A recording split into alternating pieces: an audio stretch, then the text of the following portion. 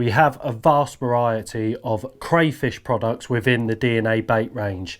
We have pellets, hook baits and liquids that work brilliantly not only for carp but also for river species. One of the things that I love to do with part of the crayfish range is solid bag fishing, which I'm going to demonstrate to you now how I like to set up a solid bag system. So first off, you want your rig.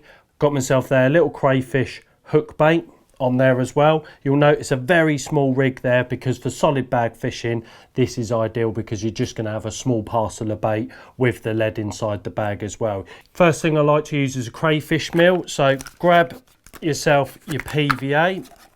Fox do a lovely one here where you've got yourself your own system. It's nice and easy to tie and I'll demonstrate exactly how I tie it now to you. First off, grab your loader tool that comes supplied with this system. You get a collar as well, pop the collar over the top like so, grab your PVA bag and then pop that at the very bottom of your loader tool. And then what you want to do is just pop the collar off and that'll expand inside the bag, leaving it nice and easy for you to work with. First off, grab my crayfish meal and I'm just going to pour a small amount down the inside of the loader tool and fill the very bottom of the PVA bag like so.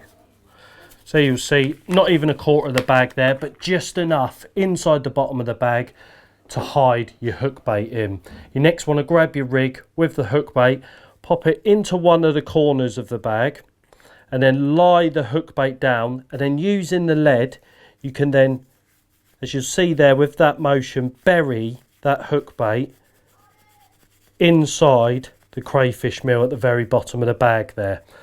And then next up, nice and simple, 2mm crayfish pellets. Now, if you've never smelt these before, they've got a very distinctive smell and they just smell divine. I'm sure that every single fish that swims loves these pellets here.